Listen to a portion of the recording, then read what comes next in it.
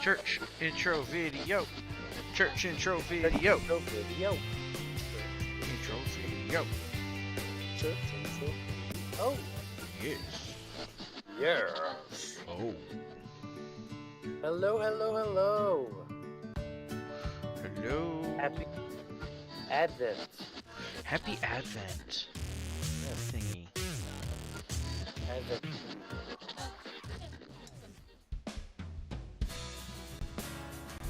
The countdown to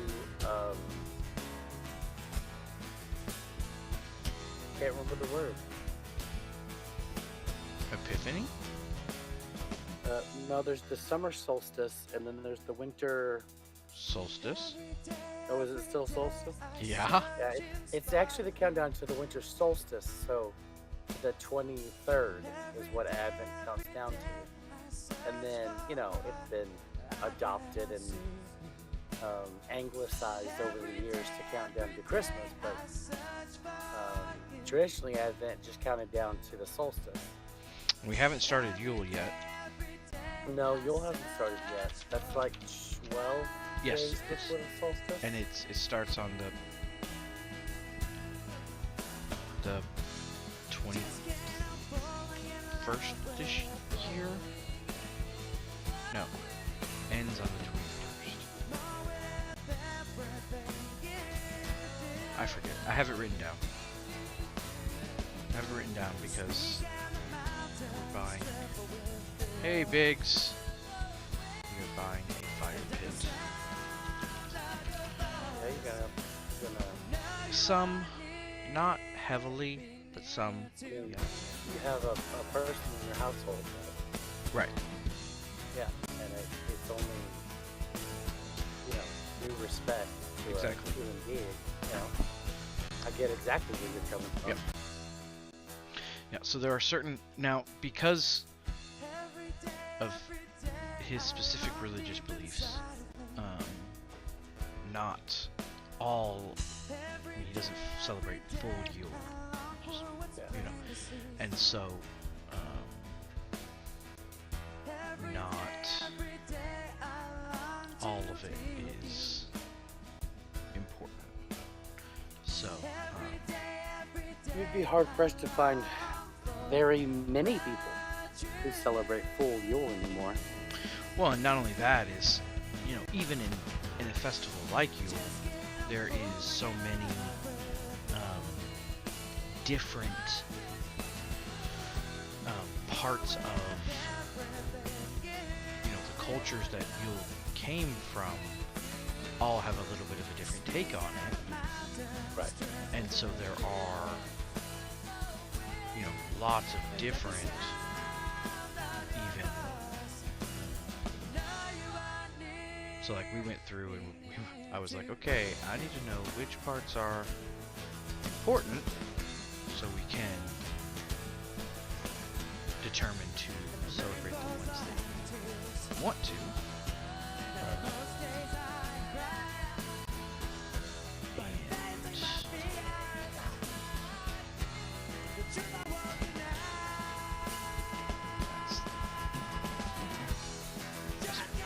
Buying a little outdoor cast iron fire pit.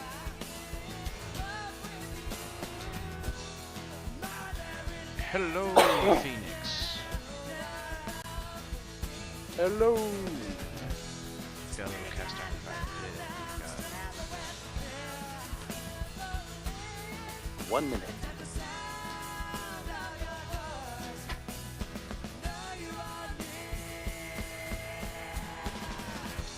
Well, it's more like Well, it is now. and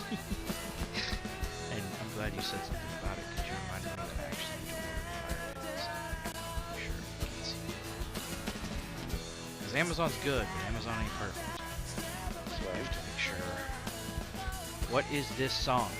Grayson's asking what the song is that's playing. Pastor Bill? So this is a song from my band. My brain just went blank. Epsilon 7 from back in the day. You've got 6 seconds. Yeah, I was like, And we're face live. no face Face live. live. All right.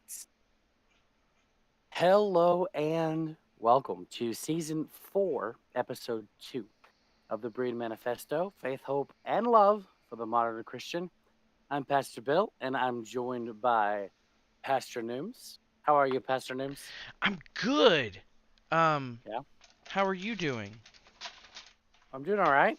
Still, my sinuses are all out of whack still. So I got a lot of drainage and having a lot of issues with that, but coughing and whatnot. So I'm on a lot of antihistamines and some Afrin and lots of um, cough drops. So,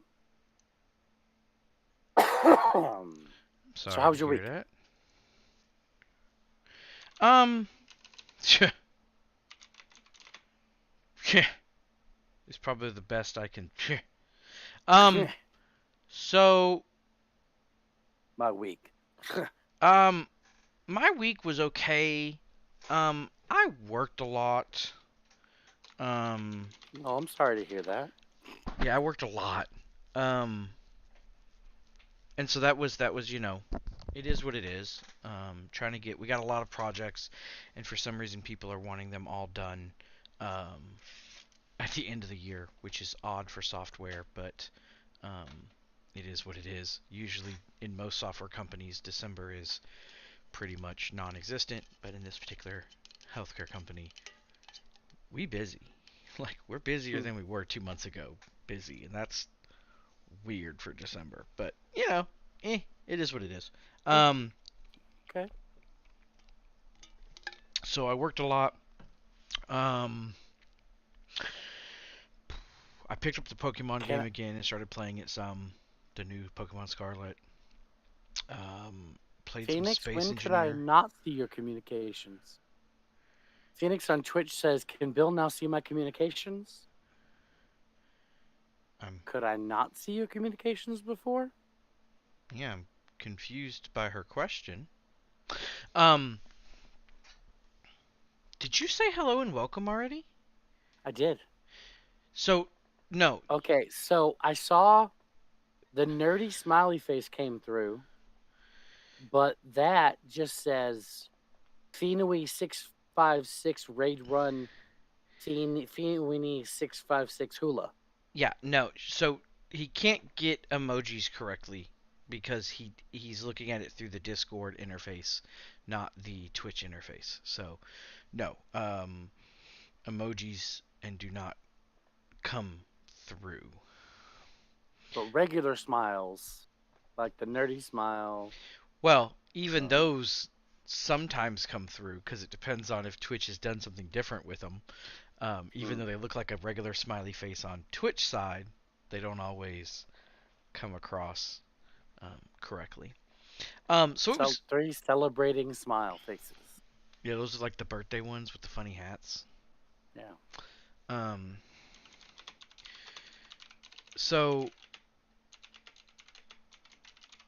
um, it was good. That work was work. Um, I worked a lot of hours, and then hung out. I slept some. I ate some.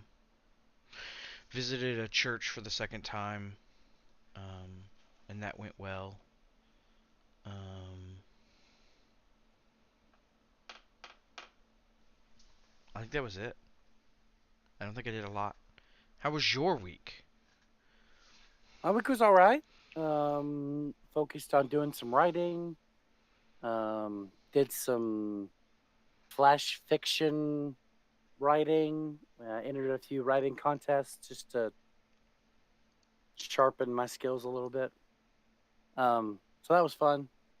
Had that going this week, and then there was the local Christmas parade was yesterday, and I don't understand how it can be 50 degrees and literally feel like it's freezing outside while you're sitting there watching a parade. That makes no sense to me.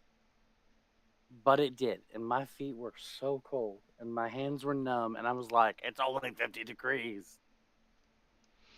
Well, I'm sorry. I did get asked. So did I tell the funny story about the first time we visited this church that we visited a second time on here? I don't know. Did you? I don't remember. About the jacket? I don't think I did. Okay. So, um, we talk a lot on the Berean Manifesto that life is about doing, not just like life should be done. Life should not be just hanging out. Right. You should actually be doing, not just saying. That's where I'm trying to go. Whoo, my brain. I worked a lot of hours. You should be doing, not just saying. And and so when you go to a church or you go to a thing or you do a thing, you always hope people are going to show actions more than they're going to say actions. Um, Right. so that's always our hope.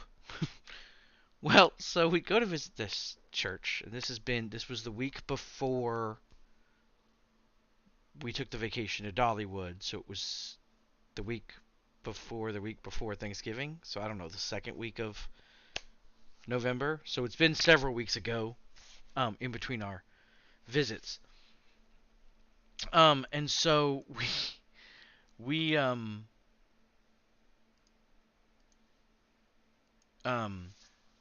we go and it's like 38, 39, right? And so everyone is bundled up because they're cold. Um, I am not cold because it's only 30s. It's not in the 20s. It's the 30s. It's not that cold. We're walking from the car to the place. It's not that cold. So, um, um, and so I left my jacket in the car because I didn't want to put it on, put it off, put it on, put it off, put it on. But you always take it in the car in case you get a flat tire or something. You have to change your tire because if you're out in the rain and Right. Exactly. there's a valid reason to have a jacket with you, but I don't wear it when I'm going into the stores and going into place. Um, and so, so I left my jacket in the car. We went in, and we're in the back, of course, shocking. And we're sitting there, and um, this person comes up to me and genuinely looks at me and goes, "Do you need a coat?" Like, general, not like the ha you don't even have a jacket on, but like actually he's like, if you need a jacket we can get you one, like if you're cold, if you're you can have this Hmm. jacket right here, I've got extras at home, blah blah blah. And I'm like, oh, no, no, no, no, I'm just not cold. And he kind of looked at me like, uh-huh, and then looked over at Tina, and I was like, okay, sorry. My jacket's in the car. I don't wear it till it's like in the 20s. I have a leather jacket. I've got sweatshirts at home. I've got suit jackets. I own jackets. I just don't wear them. Oh, okay. I wanted to make sure you had a jacket, which is amazing from a standpoint of he's legitimately trying to give me the jacket off his back. Um, Yeah.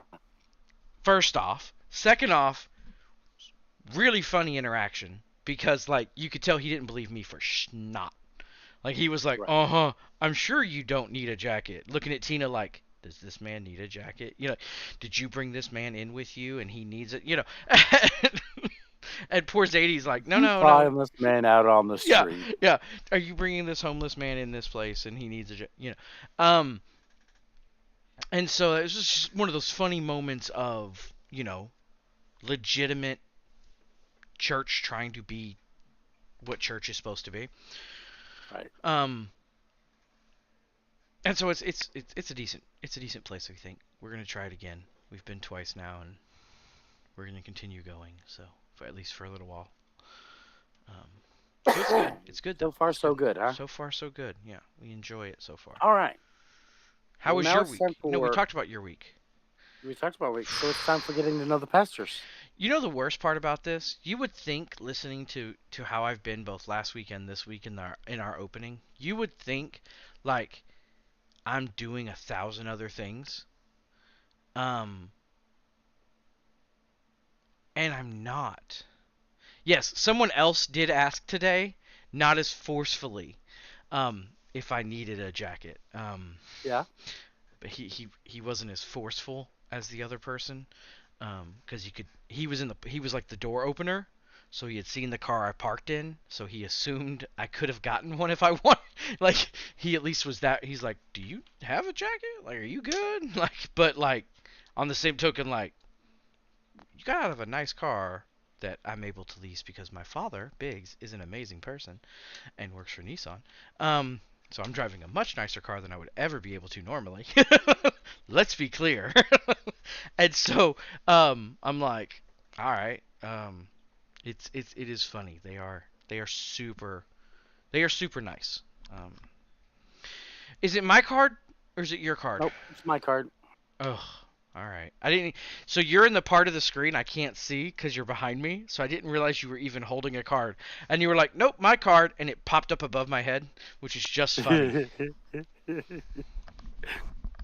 Would you rather go 30 days without your phone or your entire life without dessert? So here's the question. Is it I have to make the choice now and it will be forced upon me forever? Or is it one of those like if I eat a dessert ever, I then lose my phone? Or would I literally not be able to get a dessert ever? You have to decide now, and then you can literally never get a dessert. So if I try to reach for a dessert, my body would not let me. No, your hand would just disappear the closer it got to the dessert, and as you pulled away, your hand would reappear. I want that one. You can't even touch the dessert. Can't even touch the dessert. Yeah. That's the one I want because Yeah, I'm taking that one too. my waistline agrees with that one. And that's not because I'm addicted to my phone. That's legitimately weight loss right there, man. If I literally couldn't reach the cookie, do you know how happy my daughters would be if I could not eat or steal their cookies and candy? My daughters would lose their minds if they did not if there was no chance of me stealing their cookies. They would love that, and like I mentioned, so would my waistline and my arthritis.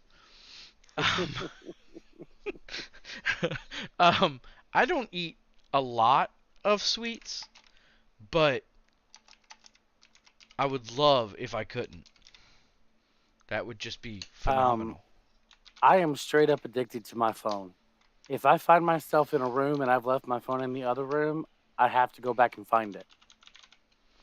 See, I'm I'm not addicted to my phone. In most situations, there are certain situations. When you're going number 2. Yeah, if I forget my phone, I will ask someone to bring it to me. It's one of those where it's like I don't have my phone. I think that's just a given for most people. But often, for those of you who know me, I will straight have no idea where my phone is even located. I'll be like, I don't know where it is. I don't know. I don't know. People will call me, like most of my family members, Biggs, Phoenix, you, Says, everyone knows, just send him a Discord message. He will not see that text message you're about to send him. He's not going to see it. He's not going to see it. If he does see it, he might see it next week, and then he's going to be like, oh, I never saw this, and then forget to text you back anyway.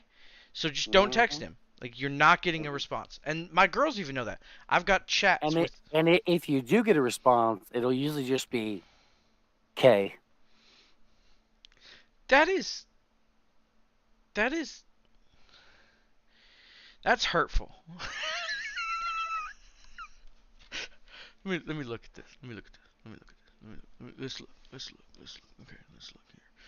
Let's look. Your sister reinforces what I'm saying in all caps.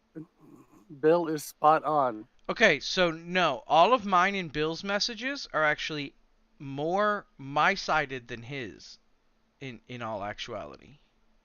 Well, because you try to reach out to me on Discord, and then you're like, "Oh yeah, he's not always on Discord." Then you send me a text, and you'll be like, "Hey, did you see my Discord?" Or, "Hey, I know you're not always on Discord." Blah. I wasn't going to talk about what the messages are, but it pretty much is like, hey, check the message I sent you. How long till you get on? Are you gonna? So yeah, you're not wrong. um, yeah, and that's true. Good luck on reading what I send because it's gonna be misspelled. There is no punctuation, and it probably not all the words are even there.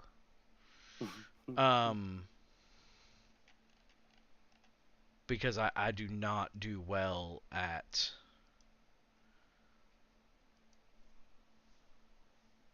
the making sure stuff is done right. My wife has got into the habit of using speech to text. Mm. And let me tell you, that's fun to try to decipher. Let me see if I can pull one up right quick. So just to give an example here. I've heard that can be pretty sideways.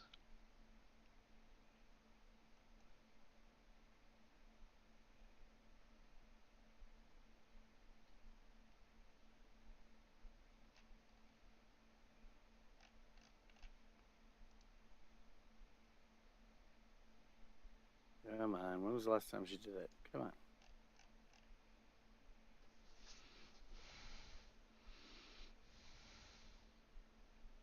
Printably. Printably more than that.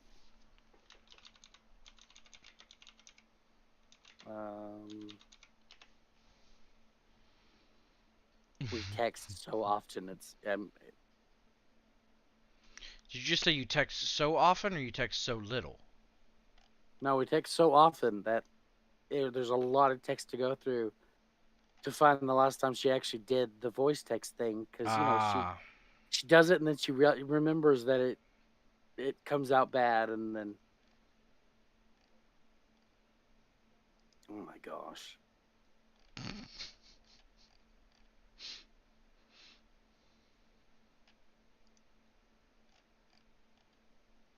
All right, well, I guess I'm not going to be able to find one this time.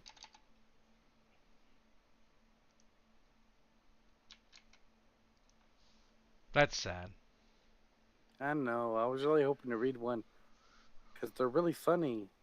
When they happen? Yeah.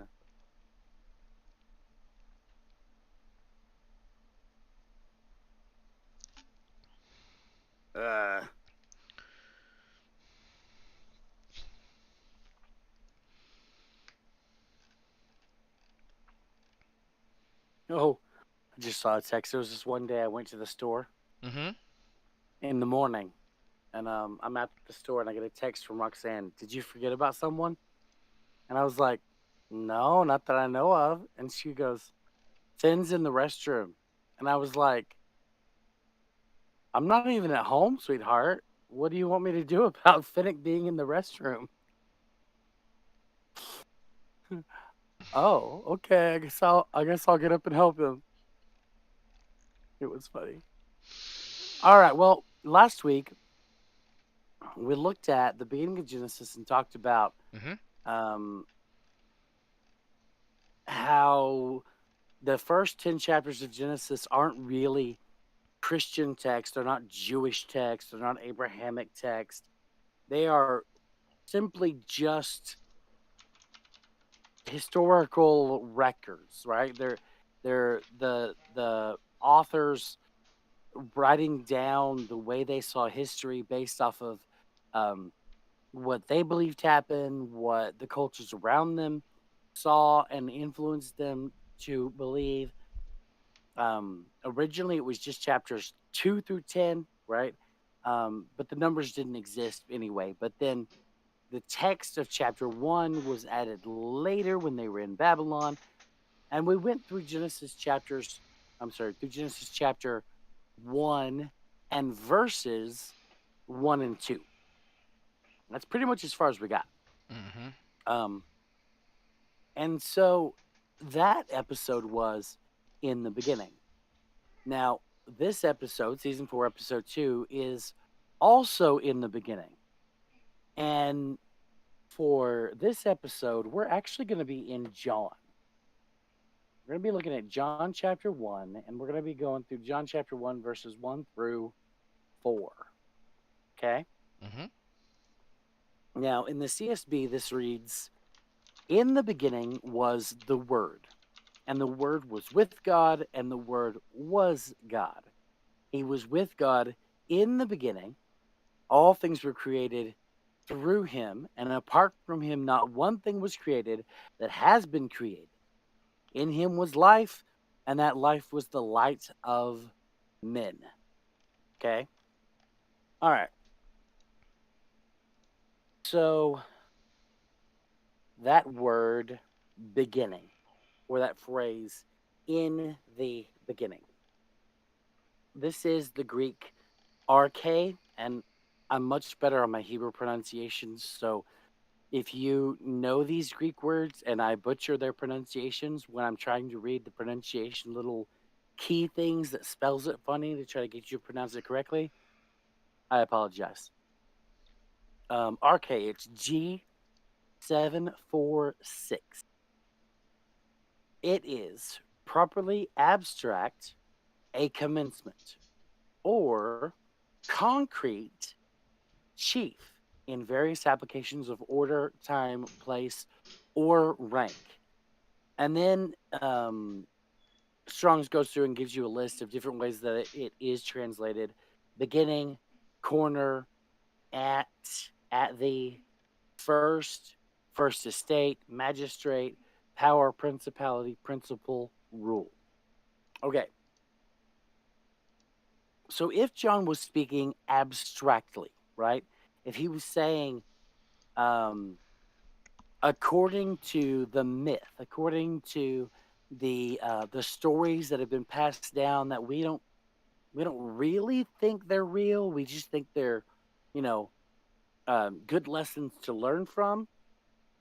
Then that would have been the general use of the word, and he simply meant beginning in reference to time.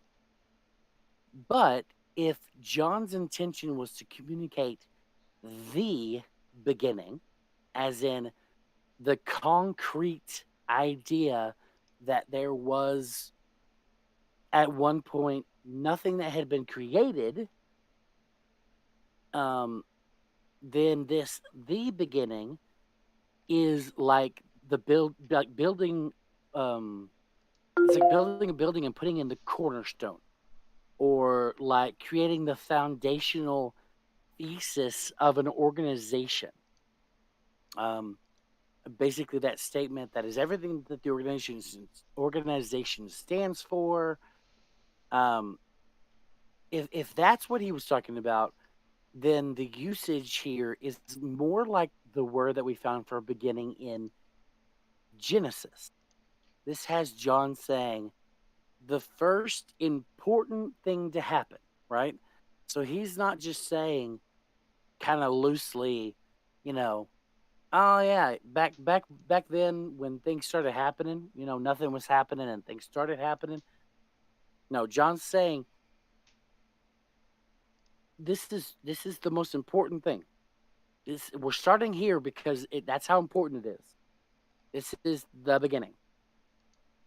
And in context, we can reasonably assume that he's using the word that way, and expressing that concrete usage, um,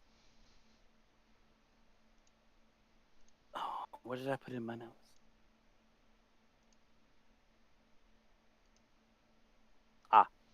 Yeah, we have that reasonable belief that that's where he's coming from, because of the way he continues to talk about it and reference it and go back to it as he continues to write. That he's talking about this cornerstone idea, this very very important thing that is crucial to everything that he's about to write. That's crucial to um, the understanding of everything. Right? Okay. Sorry, my mouth is feeling all weird right now. You know when you get dry mouth Mm-hmm. Mm-hmm. and then you put dentures in your mouth while you have dry mouth? See, now you've lost me because I've never had to put dentures in my mouth. It's it's quite the experience. Okay. So the next word that we need to look at is actually what they translated as word. Okay? So word is G3056 in the Strongs, and it is the word logos. Okay. Okay. So logos, and I'm going to read off the translation as Strong's defined it. Something said, including the thought, by implication, a topic, subject of discourse, also reasoning, the mental faculty or motive, by extension, a computation, specifically with the article in John, the divine expression, that is, Christ. And then it goes on to list off all the things that's been translated as account, cause, communication, um, concerning something, doctrine, fame, having to do something, intent, matter, mouth, preaching, question, reason, reckon something, remove, say, saying, show, speaker of something, speech, talk, thing. None of these things move me. Tidings, treatise, utterance, word, work. Okay. Ooh. Now, one of the things that we saw last week when we were talking about the creation was that there at the very beginning, this wasn't a spoken project yet, right? God, or more properly, they used the word for gods or divine beings, personally cultivated and formed the universe the long way. So in this instance, the choice to translate logos um, as word is believed to have been a side effect of Western theology that places the focus on individuals instead of the group, right? So I got this from several different commentaries where we're talking about this, and then I found some websites that were backing it up. Um, that when they were translating this out and they were trying to decide um, how exactly to translate that logos there, this is the ideas that they were coming up against, is that um, the viewpoint of that Western philosophy. And when we say Western philosophy, we're talking about anything west of Israel, right? So we're talking about Italy and England, the United States. All of that is west of Israel. That's Western theology. Um, so this translation reinforces this authority of Scripture Mm-hmm. over the relationship of the community to what it's talking about, and it props up that control of those who can translate those scriptures. So it gives this idea of the individual leader leading the people instead of the community as a whole owning the revelation. So the word ends up not even being what most commentaries that will, at least the most ones that I have, I currently read from 1, 2, 3, 4, 5, 6, 7, 8. Got 8 commentaries. That's my e-sword up here on my screen. 8 commentaries. Most of them agree that word isn't even the right translation there for the context. So let's talk about that. In the context of the day, John was having to craft his writing for the Greek reader, the Jew reader, the Christian reader, and also the Gnostic Christians. Mm-hmm. Now, the Gnostic Christians were a huge threat to the survivability of the church. The Greeks were not so much a threat to the survivability of the church because they were kind of keeping their hands off. But still, it was, it was kind of tricky. You if you um, talked about worshiping a god other than one of the Greek gods, you could get in trouble depending on what guard was walking by. But usually, um, it was just kind of a, oh, you shouldn't be doing that. But then the Jews, that was a big issue. You didn't want a Jewish person walking by and hearing you talk about worshiping Jesus, um, and that because that was an issue. So this is kind of the what's the word? Anyway, Like all of this is going on around John, right? way of So I I don't know. life, I don't the Yeah. temperature, the Try atmosphere, yeah, trying to tippy toe around things. right?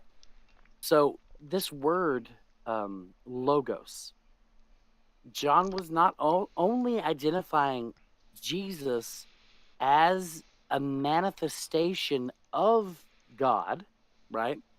But refuting the Gnostic claim that Jesus was a separate God created by the demiurge. Now, the demiurge was an evil god that made all of creation that the Gnostic Christians believed in.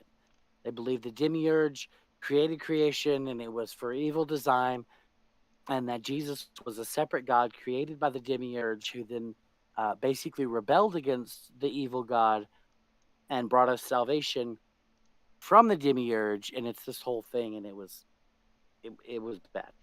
Okay, so now for the Greeks, using the word logos and theos, theos being the word here for God, and the common word in Greek for a god. So Zeus, they would use the same word.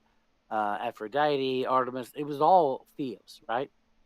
But using logos and theos in reference to each other, um, stood in direct contrast to how um, the people of the day would have talked about their god. They would have said muthos and theos, which was customary when telling stories about the gods.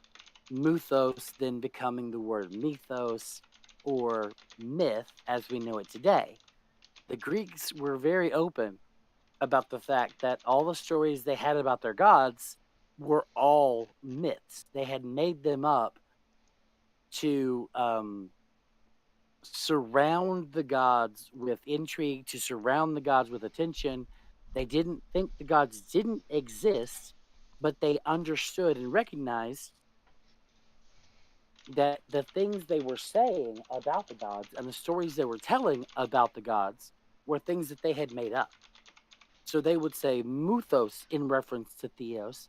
And here, John is saying logos in reference to theos instead of saying, well, this is a story that I'm making up. This is a story that's been made up. He's attaching an air of, well, this is actually what happened to it for the Greek reader. Um, so most likely, what most of the commentaries say is that John intended logos to mean plan, purpose, promise, or my favorite, motive. Mm-hmm. So the general idea is that that shouldn't have been the word at all. It should have been plan, purpose, promise, or motive. And motive to me seems to make the most sense in modern vernacular, right? The way we talk now, it seems to make the most sense when you're reading all of John chapter 1 as to what you're looking at and what is going on. So when we Mm-hmm. look at John 1:1, we see of all the things to know about the beginning of all things, there was the motive. And the motive was with God, and the motive was God, right? Or more specifically, was there should be existed as. That's the next Greek word we're looking at. That word was, and it is ain or ane. Like I said, my Greek pronunciations are lacking. It's G2258, and the translation there is I, thou, no, thou, thee, the thine. Mm-hmm. Was is wast or were, and it has been translated as agree, be, have charge of, hold, use, was, wast, were. So today, when we use the word was, it's a word that can mean at one time, but then not anymore, right? So, like, I Mm-hmm. was hungry, but that was resolved. I'm not hungry anymore. Yep. But that kind of usage of the word didn't actually exist when John wrote this. When you use the word, that word there, was, it meant existed as. So the motive existed as God. So God was the motive manifest. Everything that God was is this motive, this thing that they've then translated as the word. Okay. All right, verse 2. You got any questions about verse 1 yet, or any comments you want to make? No, I think everything you've said so far is what I've always thought. I don't think I have anything. The was I get. Um, I think we've talked about it in the past, but yeah, it's pretty common stuff we've talked about a couple times. But it's always great to review. Right. And the main reason that we're going from Genesis 1:1 to now John chapter 1 is not only because they both deal with the beginning, but we also want to we touched lightly on the people that think that the reason that God is plural in the creation in Genesis is because of the Trinity, right? And then we don't want to discount that belief because obviously the New Testament supports that idea, right? And so we explored the idea that the word can mean divine beings, it can mean the angels were helping, it can mean a lot of things. It's important then to go and follow that up with, well, there was this idea in the early church, and John wrote about it, that Jesus was there with the supreme divinity at the beginning. Mm-hmm. And so it's not just this Trinitarian idea separate from anything else in the Bible. It's actually supported by the beliefs of the first century church that, you know, Jesus was a part of that they, a part of that them, a part of that plural usage of the word in the beginning. Um, and then we see that in verse 2, right? He was with God in the beginning. Now, this is the first hint that John's given us that he views the motive or the word um, as a person. Now, the word for he that John uses isn't specifically he, unless you place your own interpretation on it. Um, I believe the word he was chosen as the translation for that because it becomes clear later in the chapter that John is talking about Jesus, who was a male. However, I think John was still trying to tease the reader at this point. He was still crafting, you know, and I don't think he meant he at this time. I think this word isn't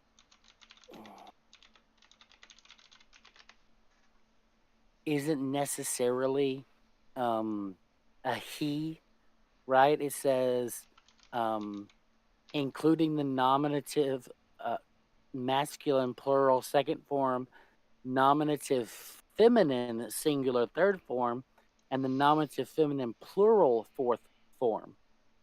So it's not specifically he, but in the way we talked about gender in the modern day and time, it would have been they or them. So they were in the beginning with God, right? Mhm. This is why in the King James, I think they chose the same as the translation for the word he that the CSB calls he. Mm. Is because it's not specifically he, it's they or them or this or that. It's non-gender specific. It can be used for gender, but only if the writer has already made it clear what gender they're talking about. And John hadn't yet. So they were with God, and then we get that in the beginning part, right? As a crucial part of the first of all things. They were with God as a crucial part of the first of all things. And verse 3, all things were created through him, and apart from him, not one thing was created that has been created. That verse just really, I don't like the phrasing sometimes when we're trying to read Bible verses because they Mhm. feel so convoluted. Like if you would have just maybe swap that around and rephrase that just a little bit. So I just wanted to try to rephrase that for myself. And what I came up with was the universe and everything in it was created because of him. And if he hadn't existed, nothing else would either. And I feel like that's a much better way to say the same thing that they're actually trying to say. Um, and you can go back and reread that verse for yourself if you want. You can try to flip it around with the punctuations there and try to make sense of that for yourself. But I think the idea there is, all things were created through him. It's because of him. It's using that motive. That motive is why all things were created. And if it hadn't been for that motive, if it hadn't had been that driving force, then we wouldn't have had creation at all, right? God would just be still chilling in the ether, just out there, just because this motive wouldn't have existed to fuel creation. And I see where you're saying with that. To me, it it works. It I'm like, yeah, that sounded like makes you were going to sense. present an alternative. No, no, it's just all things were created through him, and apart from Yeah, him, not one thing that was created that has been created. So, apart from him, nothing was created. Nothing would have been created that had been created. I mean, it's right. sometimes having a broken brain makes things make sense because I'm looking at it going, why wouldn't that make sense? Um, And then when you look at it from a Gnostic point of view, right? Because he's got to write uh-huh. for this Gnostic audience as well. They believe that Jesus was created, Mhm. and so this idea that nothing would have been created without him undermines the idea that he was created because you can't be created because you exist because you don't exist to then create yourself. And I think So it's that's this the reason why it's worded the way yeah, it's worded. That it's apart this from weird him, logical not flaw one that he's thing, pointing out. yeah, not one thing was Yeah, created that has been created, right. including him. So including him, because he's not a creation. as I'm That's writing this, I'm realizing what you're about to say. So I'm going to add this yeah. part here at the end that some people will just go, duh. And other people will go, Duh. oh, okay, I'm wrong. Oh, okay, Or, okay. no, he's wrong. Something. Right, right. Okay, now we're at verse 4, and this is as far as we're going to go tonight. In him was life, and that life was the light of men. Man, I went back and forth on these words, back and forth and back and forth, over and over and over and over and over. And I've had my suspicions as to what I was looking at, and I can't seem to really pin it down what I actually think John is trying to say here. So I went to my commentaries and I was just like, I'm just gonna write down what the commentaries are saying, and they pretty much all seem to agree. Let's see, what was the outlier? It was the Keel and Delich had nothing to say about it, and I think the FB Meyer thought differently. But it basically John he's talking about sentience and enlightenment. That all of that came from the motive, right? So that basically that spark that separates humanity from animals, that sentient Hmm. ability to go, I recognize that I exist and I have to have a purpose. And so I'm going to improve my life and the world around me.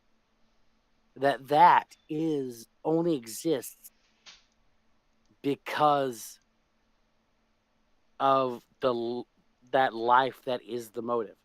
That life created that spark of sentience in mankind. Um, and then as we see later in John 1:14, we find out that the motive is made flesh, and that flesh is in fact Jesus. Hmm. So all this time he has actually in fact been talking about Jesus, um, because he believed that Jesus had been God before he was born, and that he was there in the beginning. He was part of the Hmm. creation, that he existed as God, as part of God. Um, and so yeah, so when you try to look at concepts like the Trinity, and you try to poke holes and go, but it doesn't seem to fit here, and it doesn't seem to fit here, and it doesn't seem to fit here. You're not wrong, and you're not wrong mainly for the reason that of all the things that there is to know in the universe about God, the Bible. Sorry, I should have had my Bible in my hand for this illustration already, but I didn't. So, of all the things there is to know about God in the universe, which is the universe length in length, what we know about God is only this much of it, this much of a whole universe's worth of knowledge. So, yeah, when we see concepts like in the beginning was the motive, and the motive was with God, and the motive was God, and so John is trying to tell you that God the Father and God the Son are the same person. And then we find out that Jesus goes to the Father and sends the Holy Spirit, who is also in full agreement, meaning, he's also the same person. And then we try to build theologies that we understand, like the Trinity, with such limited knowledge. There's gonna be holes. There just is. And that's where faith comes into play. We don't know everything because without faith, it is impossible to please God. And if we knew everything, if we had all the information, we wouldn't have to have faith, and then we wouldn't be able to please God. And then this whole simulation of physical life to create souls worthy of eternity with God would fail.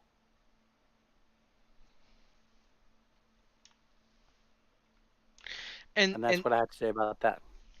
and that's that whole thing. Well, we've talked about it before, but the whole thing around, if we don't have faith, we don't have our belief system. And so not everything can be answered easily because faith. Right. And faith is just one of those is things. You either have it or you don't. Um, Yeah. so If you, what is the purpose of life? Well, if you look at the writings of Paul and Peter and John even, the purpose of life is to learn faith. That's the whole purpose of the time that we're on earth, is to learn faith. It's a finite time to learn a concept, this mind-blowing concept, and to always be this show me or I won't believe it. That's kind of the opposite of faith. It's like, mm, I know, Thomas wanted to see the holes in Jesus' hands and the hole in his side, and Thomas gets a bad rep for that. But the other disciples had already asked to see the same thing when Jesus first appeared to them. They asked, to see the hole in the right, hand and the hole in the side. And understandably, 3 days earlier, they saw this guy brutalized hanging on a cross. So yeah, obviously they want, they want that closure, right? But without faith, it's impossible to please God. And so the whole point of life is to learn faith. mm-hmm. And then, we love others while they're learning faith because life is hard enough. You, you don't need to make it harder. Cut a guy some slack, show some love. Anyway,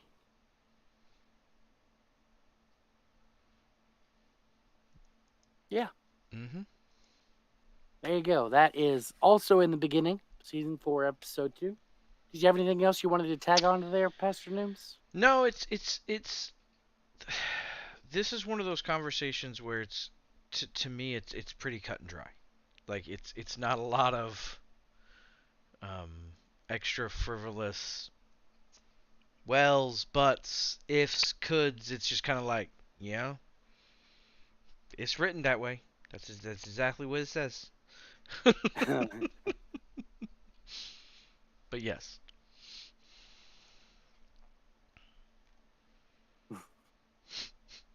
Yep, it's written that way. that's That's that's what it says. that's what it says. All right. So the Berean Manifesto comes out every Wednesday night at 7 p.m. Central Standard Time, wherever you get your podcasts. If you've enjoyed this podcast or you think it might help someone else, feel free to forward it, share it, like it, follow us. That helps other people find the podcast and be able to get the message that we're trying to spread: faith, hope, and love for the modern Christian. Also, we record this live on Sunday nights at 6:30 p.m. Central Standard Time.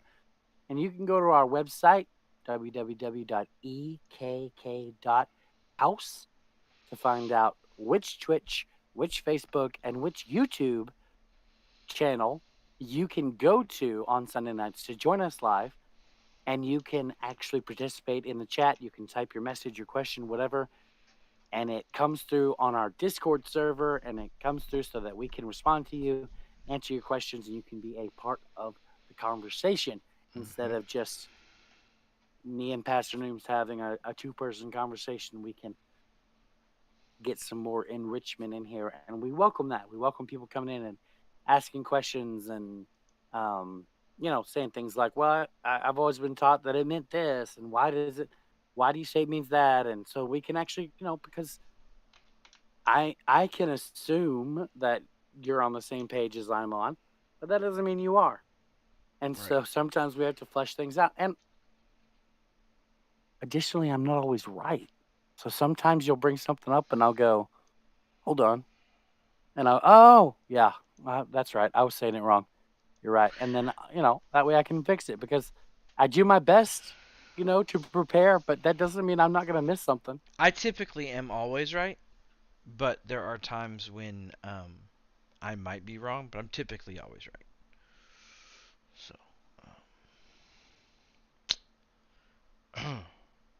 I'm always right, but sometimes I'm wrong. I'm always right, but sometimes I can learn more. All right. And now's when we do the final end thing. Yes. So I love you. Be safe out there. And until next time. You tried to jump ahead of me this time. Did I? You went, ah! So, because we're live, we have to put a 30-second buffer on. We do. So, if you're not familiar, which everyone on right now is, but if you're watching this video on some platform and it picks up this 30-second Unless you happen to thing, come across this Twitch later and you see it and go, ooh, what is this? And if you do, then I apologize. I don't. 30-second buffer. 30-second buffer. 30-second buffer. Has it been 30 seconds yet? No. Nope. That's not how time works. No, that's not how time works. A 30-second buffer. A 30-second buffer. A 30-second buffer. All right. I'm pressing it. Push the button. That's 30 seconds.